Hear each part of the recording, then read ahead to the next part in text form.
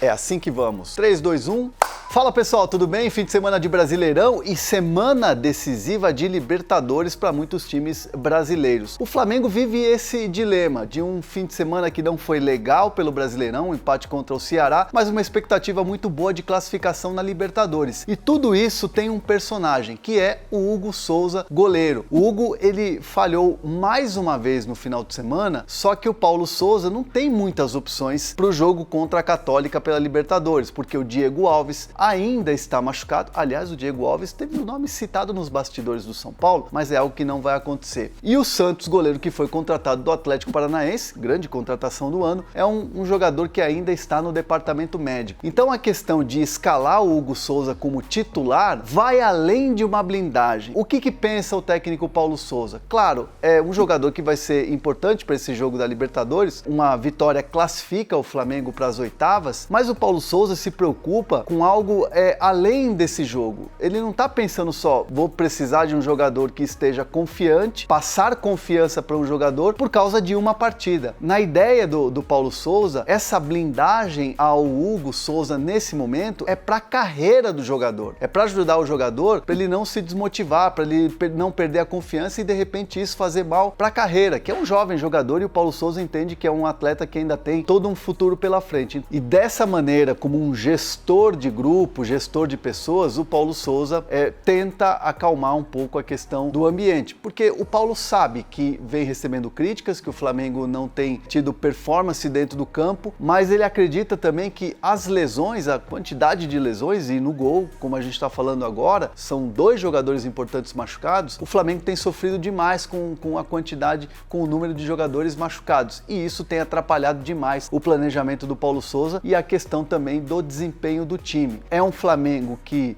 na Libertadores só pensa em classificação, até mesmo para o time ir um pouco mais tranquilo e tentar recuperar o caminho das vitórias no Campeonato Brasileiro e dar uma acalmada no torcedor do Flamengo, que anda bastante preocupado com o time no comando do Paulo Souza. Você sabe que lá na vitrine da Centauro tem camisas do futebol brasileiro, mas tem também camisas do futebol europeu, entre elas a camisa do Barcelona. E para comprar a camisa do Barcelona, você pode usar esse cupom aqui, ó, Hernan10, descontaço aí de 10% para você poder comprar a sua camiseta, você comprar a sua roupa de treino, o seu tênis para dar uma corridinha, enfim. Aponta a câmera aqui para esse QR Code aqui e você pode ter essa barbada aí de 10% de desconto. Citei aqui a camisa do Barcelona porque eu quero trazer uma notícia que tem a ver com o Barcelona e um jogador brasileiro, Daniel Alves. Estaria sendo namorado pelo Atlético Paranaense? Eu vou contar a real para vocês aqui. O Daniel Alves, ele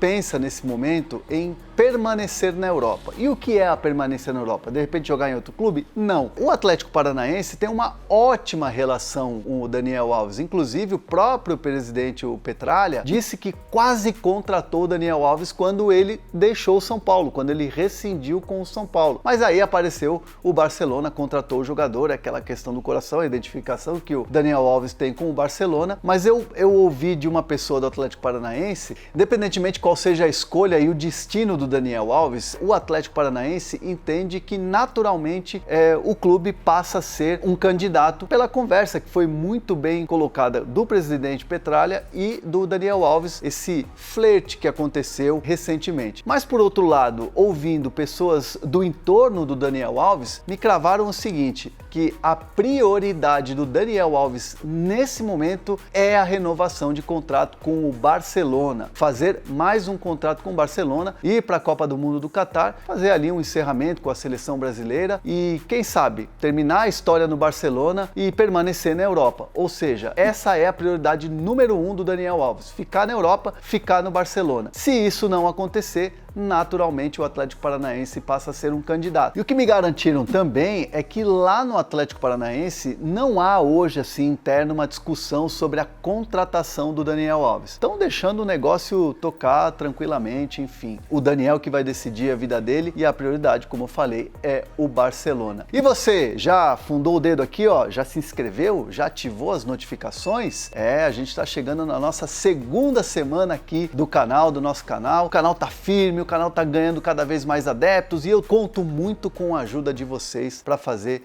este espaço aqui de informação, de bastidores e notícias do futebol crescer cada vez mais. Comenta aqui, ó, sobre o Hugo Souza. Você queria ver ele como titular no jogo da Libertadores? E fala sobre o Daniel Alves. Você, torcedor da Série A do Brasileiro, queria ver o Daniel Alves no seu time? Eu sei que o torcedor de São Paulo não queria, porque, enfim, já acabou a história. Mas e aí, vocês, os outros 19 clubes da Série A, queriam o Daniel Alves? Deixa um comentário aqui que eu vou trocar uma ideia com vocês. Valeu!